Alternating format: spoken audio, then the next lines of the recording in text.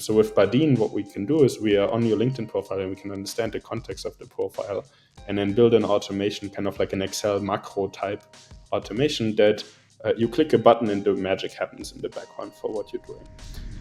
The question really is about, like, as a company, really solving for the end user's needs, solving as like focusing as much as you can to really like nail the problem for the end user. So my name is Pascal. I'm a co-founder, CEO of Bardeen AI. Prior to Bardeen, I was working, among other things, with computer vision and other machine learning applications at my own startup companies, but also at Telefonica's Moonshot Lab called Alpha, where we were looking at different kind of like data applications for machine learning and AI. They were not core of Telefonica's business, so kind of like adjacent things. I've always been fascinated by like practical, like actually useful applications of technology, and this space of workflow automation has always been appealing to us because myself, as I'm sure many other people out there, I find myself a lot kind of doing very mundane, boring, copy pasting tasks. And every time I do that, I ask myself, like, should I actually be doing this manually or can I automate it? So that was kind of the inspiration for it. But yeah, happy to take it whichever direction you want to. We're now facing, since, generative AI has been developing since 2017. But since the release of ChatGPT and then GPT-4 and the APIs and the plugins, everyone is busy reconfiguring or building new applications with generative AI at the core, while people with existing applications are grafting a conversational element onto it using large language models, with, I would imagine, the eye to rebuilding those products. So tell me what you were doing at the Skunk Works, as they say, at Telefonica, and when did you see generative AI coming, and how has it affected Bardeen? And then we'll get into what Bardeen does. Sure, yeah. So I think I'll start with like the generative AI question. So one of the very first touch points for me for machine learning was reading about Ray Kurzweil, for some time was chief scientist at Google. Ray Kurzweil's work of generating MIDI files, so like piano music files, back in the 80s.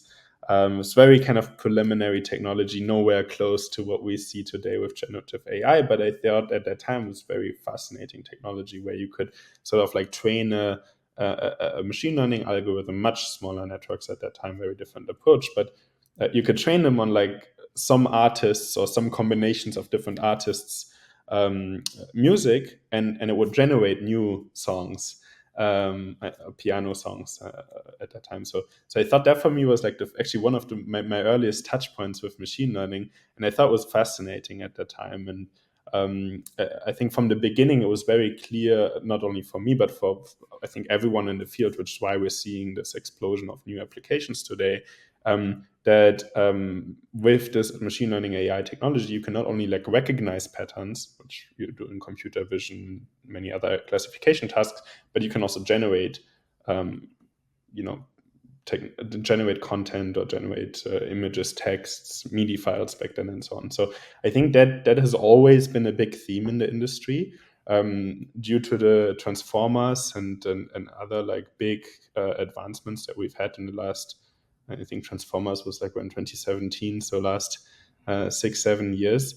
There's been a huge amount of progress in the field, and that means that now we can represent like bigger data sets, we can represent bigger contexts or more complicated patterns, and therefore it becomes just way more useful. Like generated some cute MIDI songs is cool and fun for an application case, but you can't do anything practical as we can do today with ChatGPT, GPT-4, and other applications.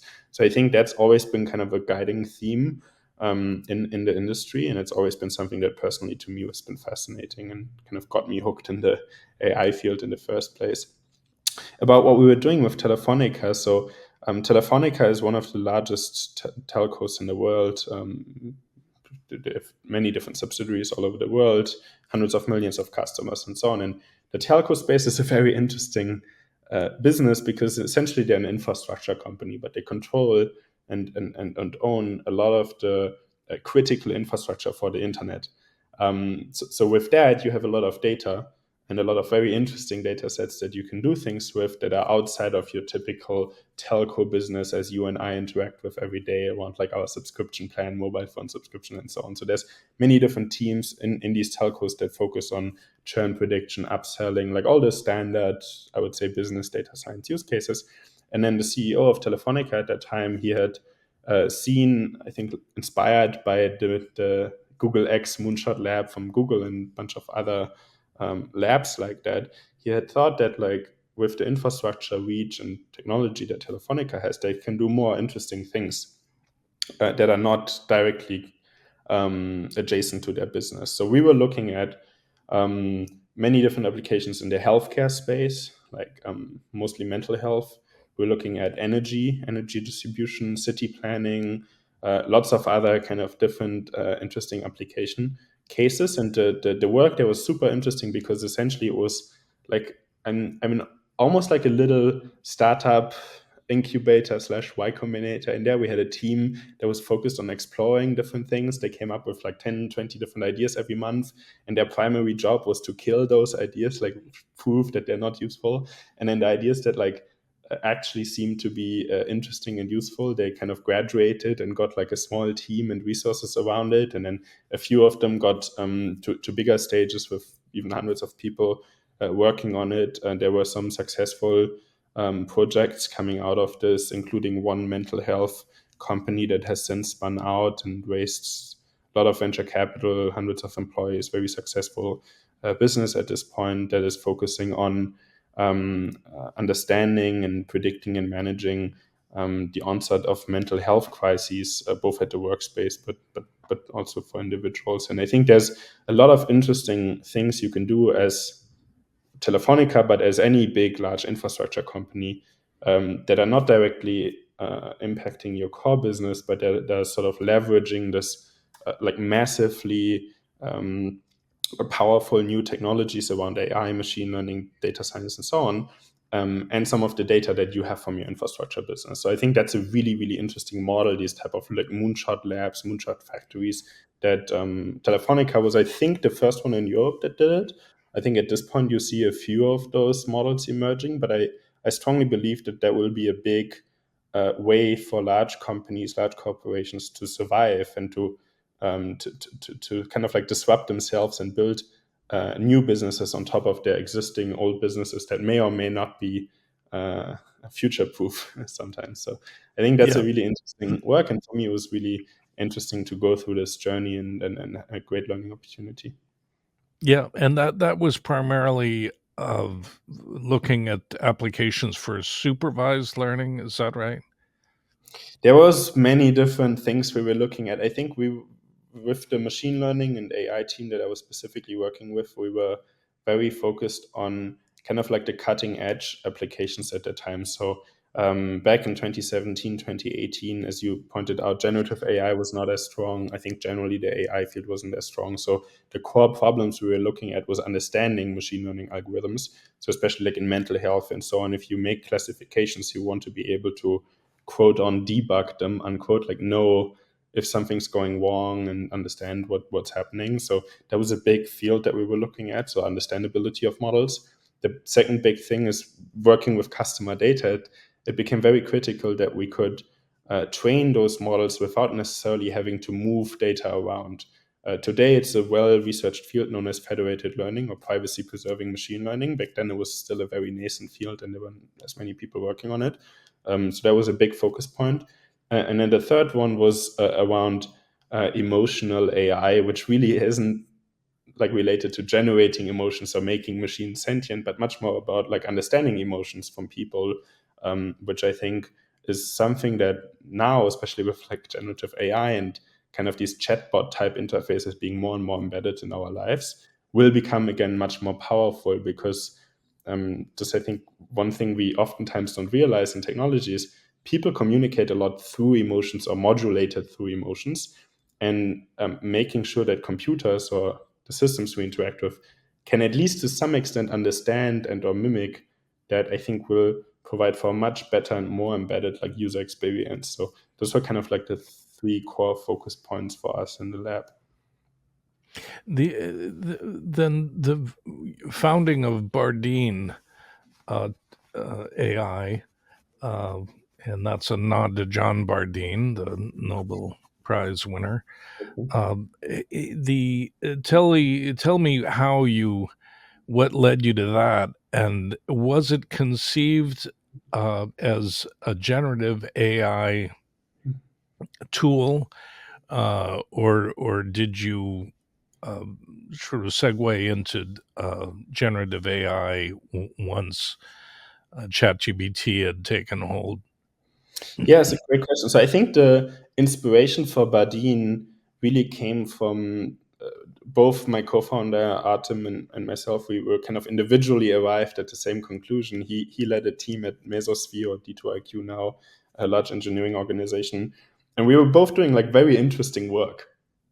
Like from the face of it, you're like super excited about the content, super excited about the projects and so on. Yet if you look at your day to day and you look at your like calendar, like you do the calendar audit, you find yourself doing a lot of stuff that doesn't seem that exciting. From my example, like I had to do a lot of partnership management, recruiting, outreach from people's LinkedIn profiles and um, GitHub profiles to make them join the team. A lot of just sort of like user support and understanding with the beta and early customers that we're working with. When they file the bug report, add it to our Jira ticket management system, all this type of stuff. That doesn't seem that exciting. So the idea there was, can we use technology to automate a lot of these boring but very important processes to just make our own lives more useful and more impactful? And then quickly you look at technologies like RPA or the like other automation tools like Zapier, if this and that and so on. And we were like power users of all those different tools, tried all different combinations of them and so on. But they didn't quite cut it for a lot of the applications that we wanted to do that were contextual. So basically, great example is like I'm recruiting for Bardeen and I'm on someone's LinkedIn or GitHub profile and I see that like Craig seems like a cool guy I want to hire. Now I want to understand what your profile is. I want to write a customized outreach email and I want to find the email address on your profile, send you the email on LinkedIn, on Gmail, for example, from LinkedIn. So there's a lot of copy pasting between different tools. It will take me like 5 to 10 minutes every time I do it. And that's just like wasted time. So with Bardeen, what we can do is we are on your LinkedIn profile and we can understand the context of the profile and then build an automation, kind of like an Excel macro type automation that you click a button and the magic happens in the background for what you're doing. And that was always kind of like a big goal for us. Now, around the generative AI question, actually the very first prototype of Bardeen that we built 3 years ago was very similar to like a command line interface. So for the engineers out there, if you like interact with every kind of like technology tool, like a like AWS console or something like that, then sometimes they don't have an UI. Sometimes you just like do commands, and it's much easier because you can create shortcuts for them, and like you only have to type it once, and it's much faster to interact with. So that was kind of like our nerd inspiration for it. So we wanted to create like a command line interface for those web tools that we wanted to interact with, and that was language based. At that time, we trained we fine tuned a very small BERT model that was the large language model at that time. And it just didn't quite cut it for the use cases because the models weren't quite there. We didn't have enough training data and so on. So that was the very first prototype of Bardeen, was meant to be what we now have built on top of the GPT models. Yeah, so we basically had to build this pivot then because we realized that the technology wasn't quite there. So we built all this infrastructure to make it easy to build it in a visual builder. And then now we're going back full circle to, you can actually just describe the automation the way you want it to run. And now, thanks to the large language models that are built by great companies like OpenAI and others, we have the context and the understanding in these language models that they can actually handle the ambiguity of the descriptions that people give us, and we can then compile that down to that workflow executable and actually run it. based on that. So that's kind of been going full circle. But yeah, from the beginning, we were thinking about this as a generative AI approach, which is why we invested it. Over the last 3 years, we invested a lot of time into building the right infrastructure, the right abstraction level, the right programming language, if you will, to enable the applications that we've built today. And you're using GPT-4, or what model are you tapping for the generation? Yeah, so there's many different layers in which we use large language models in the application. There's the first layer is just kind of as a building block for your automation. So in the example I just gave you around writing an outreach email based on a LinkedIn profile, there you can kind of feed the context of the LinkedIn profile and then ask OpenAI or any other model for that matter to generate a customized email for that person. And there the user can choose. So like, sometimes people prefer to use a faster but not as powerful model like GPT 3.5. Sometimes people prefer the GPT-4 model. Or we're also integrating with other models like Anthropic and so on. So that's something where we leave the choice to the user. And we kind of just like use them as drop-in replacements. On the second level down, where you describe the automation and then we build kind of the automation for you as a user, there we're using, as of today, GPT-4. But again, we kind of built this as an abstraction level that, in the beginning we had Bird running there. Today it's GPT-4. Tomorrow it might be GPT-5 or some other company's model if they catch up with OpenAI's progress, or it could be our own custom built model for our specific use case. So that's really something that we see as a, I think like this technology will commoditize the same way that computer vision models commoditized 5-6 years ago. So we try to keep it as independent from the specific models as possible. And we built all of the abstraction layer and tooling and training tools and fine-tuning tools and so on around it, so that, if tomorrow the next model comes out and proves to be better than GPT-4 today, then we can just drop and replace them. Yeah, one of the things I'm curious about, so you guys were early in in building around generative AI. A lot of companies now are adding generative AI to existing applications, Mhm. and then there are a lot. As I said, there in 18 months, I think we're going to be overwhelmed with Mhm. new applications that have been built around generative AI. uh, a lot of those, and as you say, the large language models are becoming commoditized. I had Aidan Gomez on the podcast Mhm. uh, recently, and he was on the team that built the transformer algorithm, and now has a company, Cohere, Mhm. that basically rents large language models or helps you build custom large language models. As At the same time, you've got OpenAI releasing uh, plugins with different existing companies, and it looks to me that OpenAI is playing both sides. So uh, they're providing the infrastructure, but they're also uh, developing their own uh, applications, or at least plugins with specific partners. Mhm. You can use OpenAI, but you're also competing with OpenAI. And I mean, for example, with Bardeen, um, you have a Zapier integration, right? But OpenAI has a Zapier integration, and how do you compete with them? Because a lot of people will just use OpenAI's plugin, Mhm. uh, and I would expect that those plugins and different submodels um, are going to continue to proliferate from them.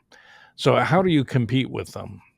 Yeah, it's a great question. I don't think we compete with OpenAI in any way, shape, or form.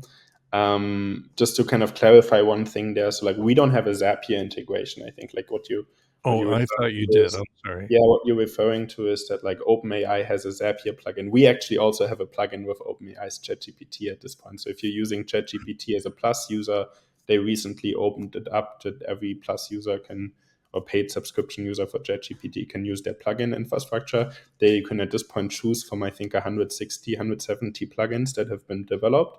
And you can use, ChatGPT's plugin for Zapier, or you can use Bardeen's ChatGPT plugin, hundreds of others of them. So I think like we're also an early mover in this space, and we believe that ChatGPT could become like a big platform, the same way that um, you want to be on the App Store and on the Android Store and on the Google Chrome extension store and then the Safari extension store and so on. You like ChatGPT, I think, will become a new interface that people interact with, and at this point, like hundreds of millions of people are using it every day.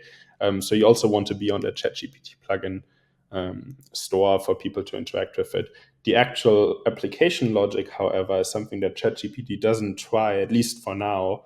I mean, at this pace that like at the pace that OpenAI is moving at, everything's possible. But at least for now, from what I know, they're trying to solve the actual intelligence problem of trying to build better and more intelligent learning algorithms. They're not actually trying to, at least from what I know, they're not trying to build like a consumer-facing platform that solves automation or something like that.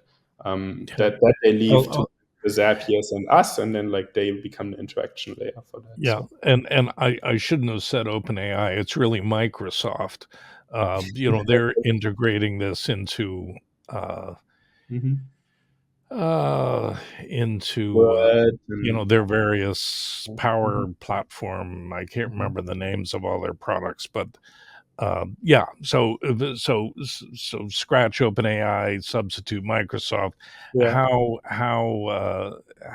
I mean, certainly the global market is huge, but it seems like these players like Microsoft or like Google Mhm. are they're tough to compete with.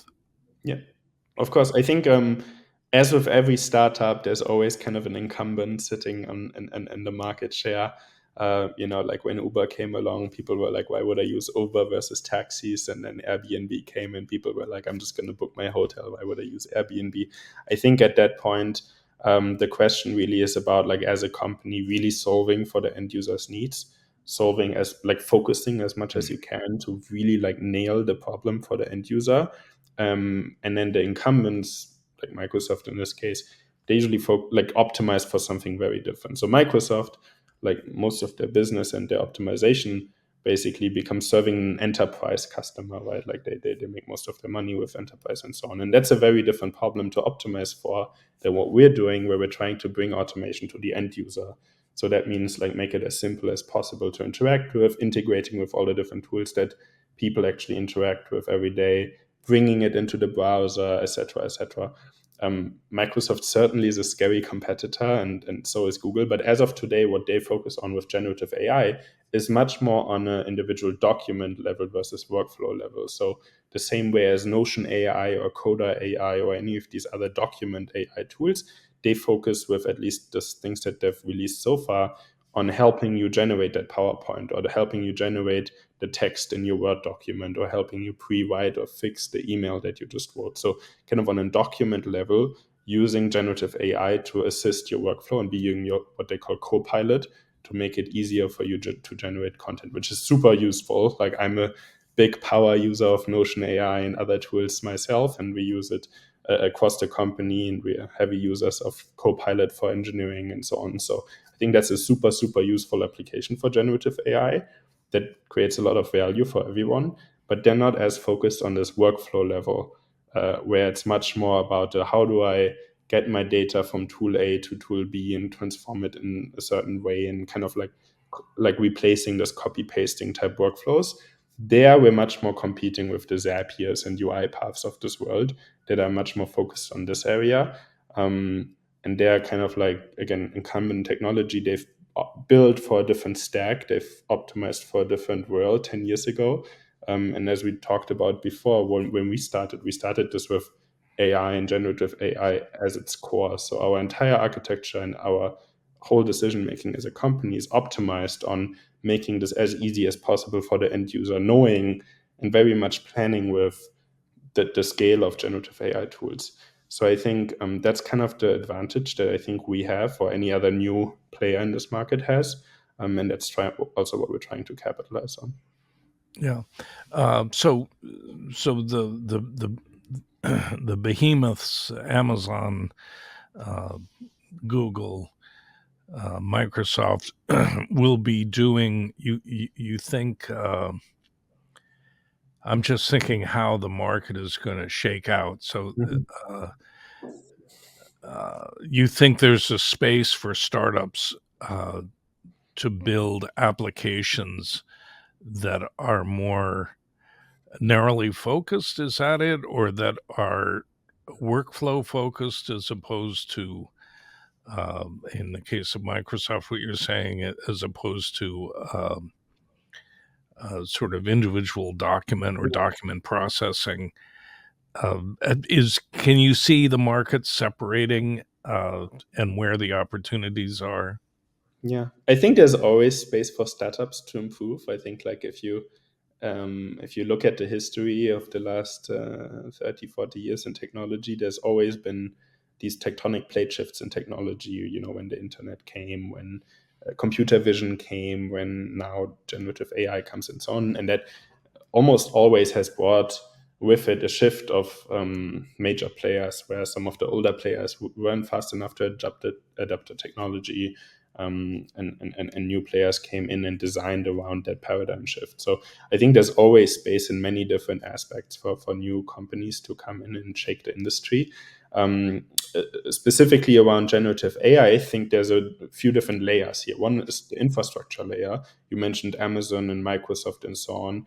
They're all playing on the hardware infrastructure layer. So, NVIDIA, Microsoft, Amazon, they either provide the hardware or the cloud infrastructure to train these models. And these models are very, very, very expensive and resource efficient, resource um, costly to both train but also use. So that's a huge opportunity, and there's a lot of incumbents there, like Nvidia recently hitting the $1 trillion market cap Mhm.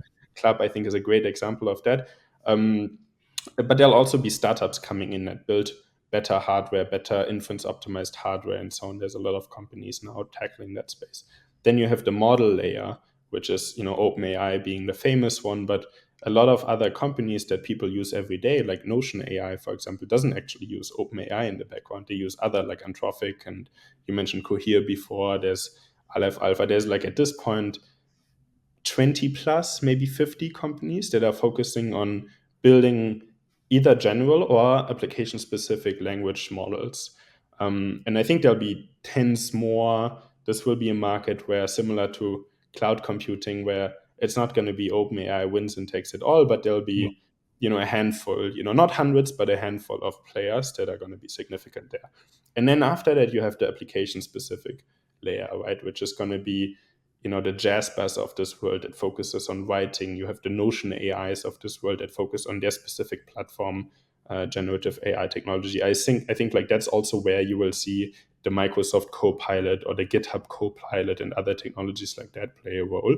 It's very application specific. And then what we try to focus on is kind of the cross-platform layer. So now between your GitHub and between your Microsoft and between your Coda and between your Airtable and whatever tools you're using, you still end up having 50 tabs open, and you copy paste data around and like move it around. And that's the specific layer that we are trying to focus on and solve for, as is Zapier and UiPath and other players. But that's kind of the way I think about the generative AI opportunities. There's many different layers, and in each of these layers, you see both incumbents grabbing massive market share and opportunity there, but also there's a lot of space for startups just doing it better and faster and bringing new ideas and technologies into the mix. And that's, I think, as a industry, that's how we're going to move, and that's how we've moved so quickly from 2017, where transformers were a cool technology idea, but not engineered to the scale that we are today. And I think like Sam and a few others from OpenAI, Greg and so on, famously said this a few times, is that at this point, OpenAI is much more of an engineering company than a research company, where essentially they and others are taking existing models and they figure out how to scale them. And that's super important, but at the same time we need new ideas. Maybe transformers aren't what is going to get us to general intelligence. I personally don't think it's going to be like the final AI algorithm and that's it, and we only scale it and we're done. I think there's a handful of very interesting approaches around symbolic AI, like capsule networks that Jeffrey Hinton presented a couple of years ago. I think is a very interesting approach. There's a handful of cool ideas that are out there that haven't been scaled yet, that could be very promising, but no one really knows. But I think that's really important to have a handful of approaches in the game at any given point in time. Yeah. Yeah, well, that's interesting too about that the transformer is not the master algorithm. No one really knows. Honestly, if you had asked me 5 years ago, I would have not thought it would get as far as we go today. Yeah. And a lot of people, are with it. Like, I had a lot of conversations with Gary Marcus and Sam and Greg and a few other people in the space at the time, and I don't think anyone thought that we would get this far with quote just, and there's a lot of improvements that were made on the original Transformers idea and so on, but with this basic idea. Um, but yeah, let's see. I mean, no one can really predict the future. Yeah. I mean, it's intriguing because it's been so impactful. And Aiden Gomez was saying um, that it could have been a different algorithm. That one of the reasons it's been so impactful is that the community uh, picked it up and Mhm. developed it and built infrastructure around it. And now there's a critical mass there Mhm. that's propelling it forward. But and it's a fascinating thought that there could be dozens of equally powerful algorithms yet to be discovered. Yeah. Uh, I so think one thing that's really important also that the transformer has going for itself is that it's uniquely fit for the current infrastructure we have, with massively parallelized GPU training and inference. There's a lot of other algorithms that theoretically are very promising, but they just don't scale as well on the current infrastructure. So I think there's a bunch of realities that kind of came together: the hardware infrastructure, the cloud computing reality, the hyperscalers, algorithm side, and so on, that they brought together this like unique moment and opportunity in time that made this possible. But yeah, there could, now, like, there's a lot of research and engineering going into quantum computing. Same thing with optical computing, chips that use photons for inference instead of electrons, that allow for very different parallelization profiles. And I think as you see that developing, I think that opens up a lot new different opportunities for other technology stacks. yeah, yeah. If it works quantum, I'm a quantum skeptic personally, but I'm the more optimistic, but the timeline is something we could argue about. yeah, yeah. So with Bardeen, is it continuing to develop? And maybe just you already did, but give kind of a succinct introduction into what Bardeen does. It's operates as a browser extension. I use it and I like it so that uh, you don't leave your browser, right? And then it has a lot of pre-built what you guys call auto Playbooks. books, I think, yeah. Yeah, playbooks. And then you can create your own either with this drag and drop interface or through conversational AI, what you guys call the magic box, where you just type Mhm. in what you want it to do and it does it. Uh, where do you go from here? Personally, I think there's a lot of development yet to be done on the UI. Yeah. But where do you see this going? Because And again, the other thing that Bardeen does, you reference, is that it looks at what's in your browser.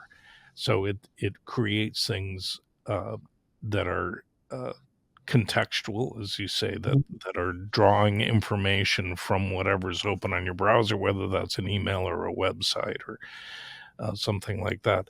But I can see this idea of, there are all these different applications that currently don't talk to one another, Mhm. and generative AI, uh, whether it's Bardeen or Microsoft or OpenAI itself, has the potential to, without asking a user to code or even drag and drop, it has the potential to be kind of an orchestration Yeah.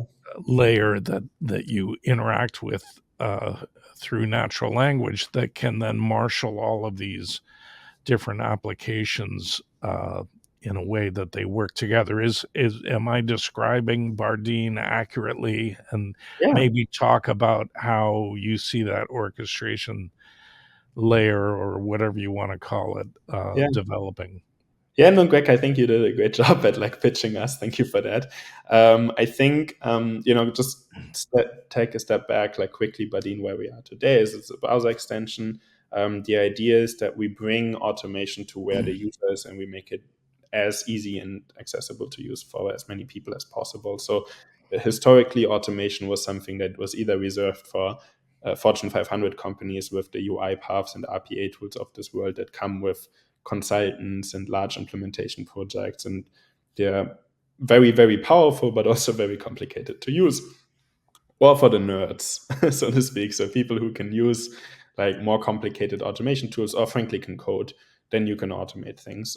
But there's this huge, massive market in the middle of people who are neither of those two, and they still have a lot of things that they should be automating. And I found myself, and Artem, my co-founder, found himself in that market where, yeah, we could probably have coded unique solutions to each of those problems, but then the time investment and the inertia and energy involved in that is just not worth it a lot of times. So that's kind of what we're trying to solve for. I think the unique the big movement here is that like things are moving in the browser, like all the new applications, all the billion-dollar companies that we're talking about these days. They're all web apps, or at least like web native apps. They come with their APIs, and they sit in the browser. So I think the browser, for at least most knowledge workers, excluding some very specialized tools like the code editors or Figmas and so on of this world. Even Figma is actually browser based tool, but a lot of the like uniquely specialized tools, they'll still be outside of it. But most of this like common admin, white collar, like busy work today already happens in the browser. So that's why we said like, okay, we start in the browser, we build a browser extension, bring it to the where the user is, make it uniquely accessible and easy to use. And that's kind of where we are today. We integrate with roughly 70 of the most commonly used workflow tools, from Airtable, Notion, Google Calendar, Slack, you name it. And then we can, as you mentioned, also read and write data to the current website or other tabs that are open in your browser, so that it's, again, contextual and understands what you're at. We ship the product with hundreds of, at this point, I think 700 pre-built automations that are all the common workflows that either we ourselves or our user community of over 150,000 users has asked us to build or build in the community. And then users can, in an easy to use visual drag and drop builder or with language, build their own automation. So that's kind of Bardeen as it is today.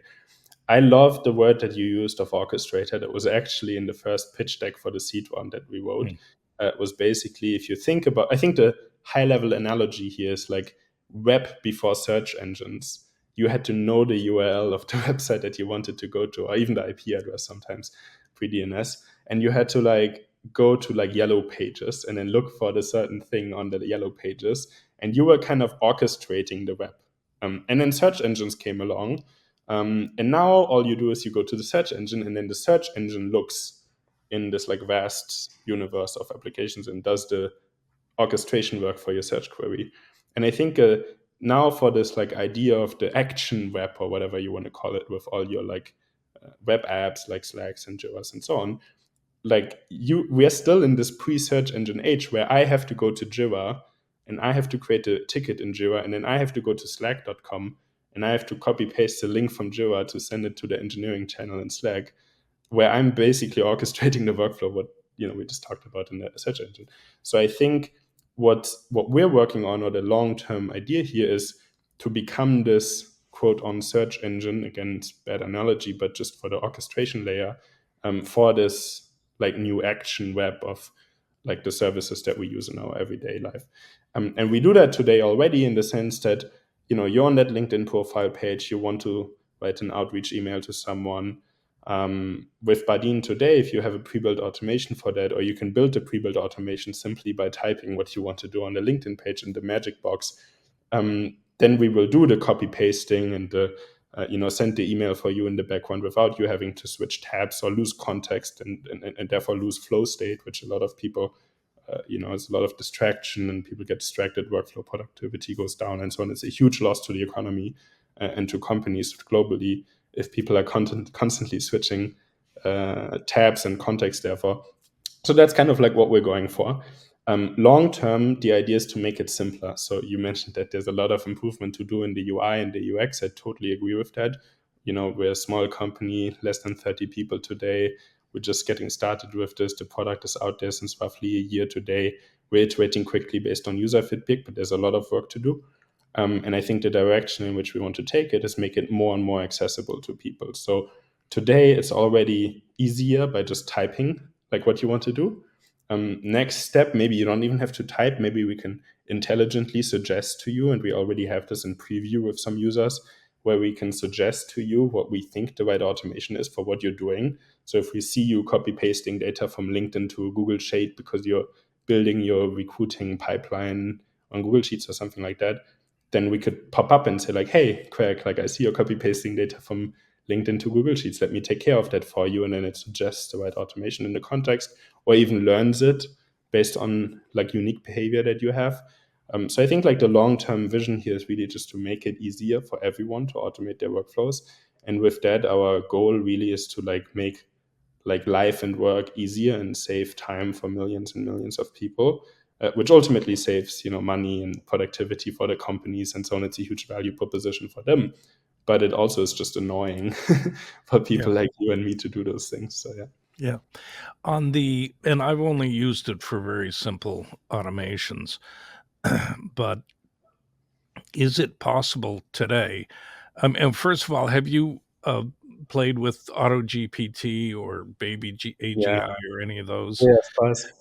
Yeah, they're fascinating. I mean, my experience is very imperfect. Uh, I think largely because uh, GPT-4 is still, hallucinates quite a bit. So AutoGPT picks that up, and then it's got to work it out, and end up in these loops. But is it so? It's possible with Bardeen to, uh, for example,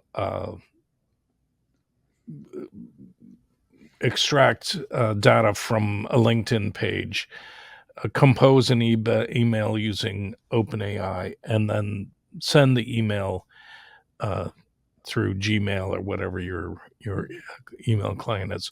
Is um, is it possible to set it up so it does that automatically on a recurring basis? Maybe every. The reason I ask, personally, I have a newsletter, not a very sophisticated newsletter. It's AI generated, has been for years, using uh, a system called Mhm. Primer.ai, which was an Mhm. early. I'm not sure how you categorize it. It wasn't generative, but Mhm. uh, sort of text mining AI. And I've been playing with AutoGPT to get it to scan archive papers, Mhm. go to Semantic Scholar, get the rank of the papers by citation, go to uh, Twitter or Mhm. primarily Twitter, and get a sentiment analysis for any mentions of the paper, rank the papers according to those 2 metrics, and then output it in a newsletter format with a Mhm. link to the paper, a summary of the paper, the rank, and that sort of thing. Mhm. Um, I haven't gotten AutoGPT yet to do that. Is that something, I mean, can you set up those kinds of Mhm. complex workflows and put it on a schedule like it does this every Monday? Yep. Yeah, so that's actually like we differentiate between two core types of automations. One is the contextually triggered automations. That's the I'm on your LinkedIn profile and I think you're a cool candidate and I want to reach out to you. So I just click the button when I'm on your profile and trigger it that way. And then you have the scheduled or triggered ones, which is every time I get a new email that contains the word bug, I want to get the email, create a Jira ticket, send it to my Slack engineering channel, and reply to the person that sent me the bug report and thank them for reporting the bug and tell them that we're working on it. Those types of automations are kind of like triggered automations. They can also be time triggered, where, as you said, it's like every morning, 8 a.m. in the morning, I can run an automation that does something. So that's certainly like something that's possible within Bardeen. Just a quick comment on the kind of agent-based automation models like Baby GPT, AutoGPT, and the hundreds of other models that are out there. I think, as you pointed out, like the challenge with that is that these models hallucinate. And I think they will be hallucinating for a long period of time. Fundamentally, what transformer models do is they, kind of like predict the next token, essentially, in a sequence of text, and then they do something with that. And that fundamentally is kind of like chaos theory governed regime, right? Like where you have a small perturbation in your input or the small perturbation in the latent space of the model, and that creates like a huge like divergence in output. And that's something that I think the models will have to tackle with for a long time. So what you don't want to do is you don't want to rely on those models in one time, meaning that when you actually execute the automation, you want it to be deterministic. You want it to work the exact same way every time. I want to be able to debug it when it sends it to the wrong email address. I want to know where and how and why that's happening and want to be able to edit it in a way that it never does that again. And that's something that fundamentally you just cannot do with language models today. So what we differentiate is we say we use the models for build time, which is getting you from your intent, either in language or in action or in expressed in the builder or something like that. I get you from your intent to the actual automation script. And then once I have the automation script, it's a normal program. You can think about it like a program on your computer that it will always do the exact same thing every single time. There's zero ambiguity in there. There may be some AI modules in there where it calls out to an OpenAI API to generate the email and so on, but the sequence in which it does it and the way it does it is deterministic. It doesn't change. And therefore it's much more reliable, it's debuggable, and it's also frankly like cheaper and better in runtime where you don't have to rely on the cloud models to do it for you. So that's kind of the way we build these automations. And I think these baby AGI and like agent based learning tools are really cool. It's a cool direction of research. Like we play around with it in the team a lot. I personally am a big fan of these models. We talk to a lot of those founders and so on. I don't think they're fit for purpose yet for automation. And even if they are, and there's a bunch of companies that are trying this, like Adapt.ai and others that are trying to do the end-to-end automation flow, I think of that will be much more of like a documentation on steroids case. Or like I don't know how to do something on Photoshop. Like I don't really use Photoshop, but the other day I wanted to edit a photo on Photoshop. They have 50 different submenus, really complicated to understand. I had to Google and watch a YouTube video to figure out how to do it. But like that's where I would want a box that I can say like I want to remove the background and return like make the transparency to zero, and then the model does it for me. And I just watch the model do it the first time. So next time I can do it manually. It's actually faster for me to do it manually once I know how to do it. But I just need to figure out how to do it. That's kind of, I think, where these like end-to-end agent-based models can play a huge role to kind of like be documentation on steroids. But if it's something that's repeating and it's a like high accuracy process that I don't want to mess up, then I think like the approach where you have deterministic execution is much more favorable, and that's kind of like what we're working towards. And then yeah, you can trigger them manually or you can have them scheduled. I can actually, if we want to, like, if you want to follow up on that offline, I'm happy to try to build that automation Yeah. newsletter Well, for you. It maybe I sounds like a will. bit more on the complicated side, but I think it should be possible with Bardeen to Yeah, do it. I would love it if, and I've seen some other people. There's a couple of new newsletters that have popped up that Mhm. that are have figured it out and are Mhm. scraping archive and Yeah. Yeah. but I have something for myself that actually looks at semantic scholar papers in this AI category. And like every morning, I get a Slack message with the top three papers and the summary of the paper. We don't actually generate the summary, like semantic scholar does a great job at just extracting right. the abstract of the paper. And then I just get them a Slack message, and it's kind of like more morning briefing. And every time I see something interesting, I can click into Right, it and but read it. how? Oh, so it's taking using the semantic scholar ranking. Mhm. Yeah, Yeah, yeah, it just yeah, uses their ranking. yeah, They do, I think, a great job at like ranking yeah, the impact rank already. yeah. But yeah, you can use other methods too. Yeah. Okay. Well, let's leave that here. I have to ask the big question that's looming over all of this. Uh, yeah, in my opinion, this risk Mm, debate has gotten out of hand. I got a call yesterday from a friend who's doesn't even have an iPhone. I mean, he is not involved in tech at all. mhm, He owns and manages real estate. mhm, Uh, I pick up the phone and he says, "Extinction event," you know, and mhm. it's like everywhere. I just think this debate is not helpful, or at least having it in such a public way.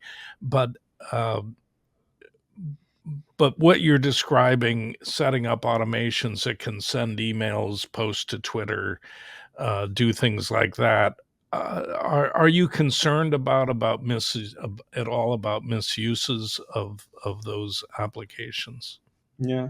So I think like two comments to that point, right? One is in our specific case, everything Badin does or ever will do is explicitly on users' um, commands. Either they tell us in the magic box, and then even with the language-driven automation command, we still like we have this verification step, if you will, where we show what we think the user wants to do, and we ask them like, is this exactly what you want to do? Thumbs up, thumbs down. If thumbs down, please edit it, make it what you want, and then we'll run it for you.